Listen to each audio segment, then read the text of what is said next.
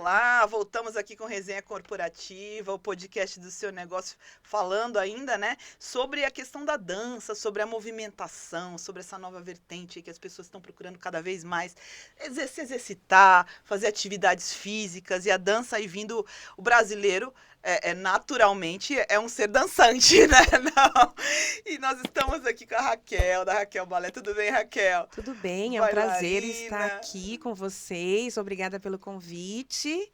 Eu espero que eu agregue um pouco aí do assunto para vocês. Ai, Raquel, olha, a gente costuma dizer assim, o brasileiro é um povo que é muito musical, gosta muito da dança, né? Sim, E a gente viu aí essa mudança de cenário com essa, por exemplo, a pandemia foi um divisor de águas para muitas coisas e para muitas empresas e para vários segmentos. com Isso eu acho que certeza. todas as empresas que eu entrevistei aqui e que falavam, seja de mudança de perspectiva, sempre colocam a pandemia como um divisor de águas. Mas em matéria assim, de sociedade, o que eu percebi? As pessoas começaram a buscar fazer outras atividades e até buscar fazer atividades que não faziam ou que tiveram uma frustração no passado que não conseguiram fazer. E o balé vem assim, como pai de todas as danças, né? Com uma Exato. mudança total aí até de panorama de como é feito agora. Você como bailarina, como profissional, o que você viu de tudo isso?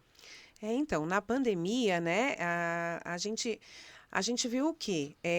A gente tinha um número crescente de alunas, aí veio a pandemia, e aí a gente teve que se adequar àquela nova realidade, com aulas virtuais, né, com aulas online. E aí, quando realmente a gente pôde voltar a ter as aulas presenciais, a gente viu um público diferente, que era um público que realmente não tinha esse acesso à dança e começou a ter esse acesso à dança, que como a gente estava até comentando, né? Antigamente o balé era visto assim para uma classe social mais elevada, né? Era Elitizado, elitizado, né? né? E hoje em dia, o balé, e não só o balé, né? Na minha escola mesmo, eu tenho balé, eu tenho o jazz, o street dance, dança do ventre, eu tenho outras danças. Mas todas essas danças, ela já atinge todo um certo público, Já, né? já era mais abrangente em relação a público. O balé Sim, não, o balé já era mais elitizado, né? exato, Até porque é mais exato. técnico também, né? Exato, exato, isso mesmo. Quando eu entrei na escola, né, eu entrei com 7 anos. Na época, não podia fazer aula como hoje a gente faz com baby class, né? Não era possível fazer aula com 3 anos de idade. E era numa escola no Morumbi. E então, era uma escola que era assim, era um público que realmente só poderia ser atingido por uma certa classe social que tivesse mais dinheiro. E meu pai e minha mãe, professores, o meu pai era diretor cultural do SESC e era muito amigo da Siva, que era a dona da escola. E aí ele conversou com ele e viu a possibilidade de eu ter uma bolsa de estudos. Porque a gente também, né? Eu não tinha esse Era acesso. muito caro, né, Era fazer muito balé naquela época. caro, era muito caro. E tinha. Eu até, quando criança, eu fiz balé durante anos com a filha do Silvio Santos, para você ver, Nossa. né? Com a Patrícia Bravanel, né? Então, assim, era um público realmente elitizado. E aí, quando eu me formei, ali a escola ficava do lado do Paraisópolis, né? E eu, juntamente com a dona da escola, Siva, a gente resolveu fazer um trabalho social para as meninas do Paraisópolis. Então, já para eu aprender ter toda essa dinâmica de dar aulas, a gente abriu espaço para as meninas. A gente foi ali na comunidade mesmo e começou a distribuir. Naquela época não tinha rede social, nada, Era né? panfleto, né? Era panfleto. Olha, vocês querem? Vocês querem? Aí a gente dava o telefone, elas ligavam. E aí, assim, a gente começou. E a gente tinha um grupo legal, né? De meninas ali do Paraisópolis, né? E essas meninas depois continuaram com a gente por muitos anos, né? E nessa trajetória toda, enfim, aí depois eu me formei, comecei a dar aulas. E depois de um tempo, eu estou contando da minha trajetória, tá? É, na minha casa, como eu te disse, meus pais professores, tinha um espaço que era uma garagem, que os meus pais já não usavam como garagem, eles usavam como espaço de arte e cultura. E lá tinha lugar para ler gibis, ler livros, tinha jogos de cartas, enfim, tudo que era para as crianças ali de onde eu morava frequentarem ali a casa da onde minha mãe estava ali, enfim, ela abriu o portão e todo mundo ia ali.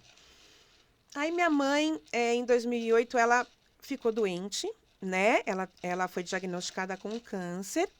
E aí, eu e meu pai tivemos a ideia de, para ficar mais perto dela, eu dava aula na outra escola, mas para ficar mais perto dela, montar o estúdio de balé ali mesmo naquela garagem. Porque daí era uma forma de eu ficar mais próxima dela e também agregar e chamar pessoas de uma forma mais acessível, porque a escola onde eu fazia também era uma escola mais cara, e aí chamar esse público. E daí, então, eu criei a escola, mas eu nunca imaginava, e meu marido, nessa época, já tinha as redes sociais, meu marido trabalhava, fazia site, mas era uma forma diferente de fazer site, né? Não é da de hoje. Ele me ajudou com essa divulgação nas redes sociais, e desde então, enfim, mas eu nunca imaginei que ia ter essa visualização que hoje em dia se tornou. E graças a Deus, hoje em dia, eu não posso... Porque mudou. O que eu achei interessante nisso tudo é que, assim, mudou um pouco o panorama mesmo, o cenário com relação ao balé, a busca das pessoas, essa coisa de ser elitizado. Eu acho assim, por mais que não seja mais tão... Ainda porque o balé é visto ainda como uma coisa muito técnica. Exato. Ainda tem aquela imagem, né, de ser uma coisa mais elitizada. Disciplina Disciplina técnica. demais, que é mais dolorido. Mas ele começou a se adaptar a uma nova realidade. Porque você vê pessoas de mais idade buscando também as aulas de balé. E você vê essa flexibilidade também até dos professores e das escolas, de você ter aquela turma que é técnica, que é a turma do profissional, mas você ter aquela turma que quer aprender porque quer aprender. E usam o balé até como terapia. Elas falam isso. Eu tenho um exemplo de uma mãe e uma filha. A mãe tem 91 anos, vai fazer 91 anos agora, em outubro, e a filha tem 60 e poucos anos. Mas, assim, elas vão lá, elas falam assim, aqui é o momento da minha terapia, é o momento de eu ser feliz. E, às vezes, como você falou, antigamente era muito profissional, né? Você ia para o balé, era aquela coisa técnica, de apresentação, você não podia engordar meio quilo, que você já estava fora daquele elenco coreográfico. Hoje em dia, não. Hoje em dia, a gente consegue separar. Lógico, existem essas meninas, existem esse público que quer realmente o balé como uma forma profissional. Mas também existem aquelas que querem estar lá para ser feliz. Como minha mãe falava. Minha mãe falava muito isso. Ela usava uma frase, ela falava assim, quando eu criei a escola, né, eu coloquei essa frase no site, transformando o seu corpo para ser feliz. Minha mãe, ela era professora universitária e era poetisa também, né? Então, ela sempre usava a poesia como... Mas vamos lá, Raquel, você também nasceu num berço privilegiado. Porque, eu digo assim, berço privilegiado não é uma questão, assim, financeira. É mais cultural do que financeira. Exato. Então, isso é verdade. isso assim, contando um pouco da sua história, já dá pra gente sentir isso. Você teve esse privilégio, dessa coisa do cultural, de ter um espaço cultural na sua casa. E o incentivo à cultura, isso é uma coisa que a gente viu se perdendo ao longo dos anos. É verdade. Não é? É verdade. A gente viu isso se perdendo, hoje as pessoas muito mais no digital e não se dando tanto. E aí você vai se deparar com uma pessoa como você, profissional da dança, mas que teve esse incentivo já de berço, outra pegada. Você consegue enxergar ali a questão técnica, mas você consegue enxergar também essa coisa do dançar para ser feliz, sabe? Dessa consciência corporal e tudo isso, né? Exato, é por aí mesmo. E a questão da pandemia, como a gente estava falando, né? Então, durante a pandemia, a gente via as pessoas em casa tristes de não poderem estar ali com a gente. Então, todo mundo, em todos os segmentos, todos os tipos de empresa, tiveram que se adaptar. Como que a gente ia fazer chegar o balé para as pessoas. Então, a gente organizou, o meu marido passou toda a fiação em casa para pegar a internet nas salas de aula e poder, o professor ia em casa, então o professor ficava sozinho na sala de aula e dali passava a aula, e às vezes até para gente que estava, alunos nossos que estavam em outros lugares, não estavam aqui em São Paulo, mas conseguiam fazer a aula, né? Então, isso foi muito bacana. E depois, graças a Deus, depois foi voltando aos poucos, mas readaptando, né? Readaptando todo esse segmento que a pandemia foi um divisor de águas, né? Foi um divisor de águas para vários segmentos. É. E para várias histórias também, né? É. E Muita é legal gente isso. fechou mesmo. É. Fechou. Muito triste. É. Eu tive muitas amigas que fecharam escolas. E assim, um privilégio meu também, né? Por conta de ser um espaço na minha casa, né? Eu não ter que pagar aluguel, né? Então, durante a pandemia, quem tinha que pagar aluguel, não tinha como. Vocês Como são que ia fazer? localizados aonde hoje? Lá no... Próximo ao Portal do Morumbi. Tá. Né? Então, ali, próximo à divisa de São Paulo com o Taboão da Serra. Então, eu pego tanto o público ali do Taboão, como o público dali do Morumbi. Então, isso também eu costumo dizer, que é um público também multissocial, porque não é só um público do Morumbi, ali um público que tem dinheiro. Eu também tenho um público que é de uma classe mais carente, e também eu fiz aquele trabalho voluntário no Paraisópolis há muitos anos atrás, e também fiz um trabalho voluntário no Jardim Casablanca, que fica ali em Santo Amaro, no Céu Casablanca. E aí também essas meninas, depois eu trouxe para minha escola. Então, também tem essas meninas. Então, assim, a gente tenta agregar todo mundo, juntar todo mundo e fazer uma coisa para não ficar uma coisa elitizada, tentar tirar esse padrão elitizado do balé.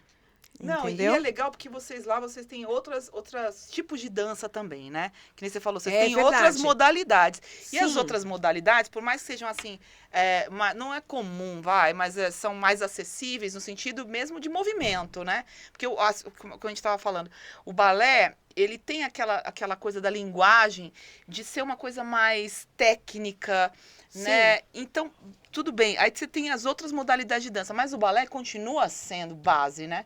E tem muito balé isso também, né? Tipo, às vezes a pessoa faz dança do ventre e aí vai fazer o balé para conseguir mais consciência corporal, para conseguir mais, não é? Sim, eu tenho muitas alunas que elas entram no balé.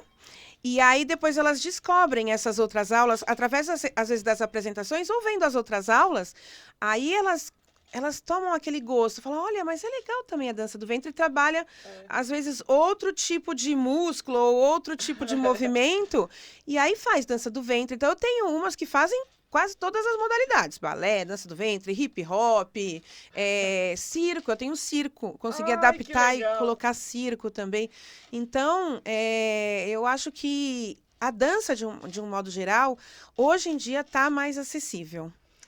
E as pessoas também estão procurando mais. Exato. Se a gente pensar, a expectativa de vida aumentou, tá todo mundo querendo, sabe, ir ganhando idade com mais saúde, com mais consciência, com o psicológico bem.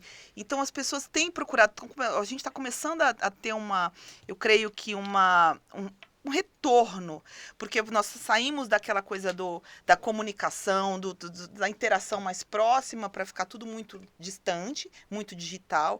E aí, de repente, eu vejo que o ser humano tem começado a buscar essas coisas de novo, esses contatos novamente, e fazer, né, outro tipo de experiência e aulas nesse estilo. Nossa, gente, eu acho assim um barato, acho que só tem a crescer, né? E assim, antigamente você via como propaganda o boca a boca, né? Ou como você disse mesmo, panfleto, né? Era isso. E meio marketing, era o mais moderno que a gente tinha. Era isso. Hoje em dia, tem as redes sociais que são a base de tudo, né? E a gente tenta mostrar essas aulas diferentes, né? E também mostrar que o balé não é mais isso de ser essa forma tão assim que precisa dessa disciplina tão rígida, ou também, assim, que pode ser de uma forma mais leve, né? Isso aí. É isso que a gente tenta mostrar.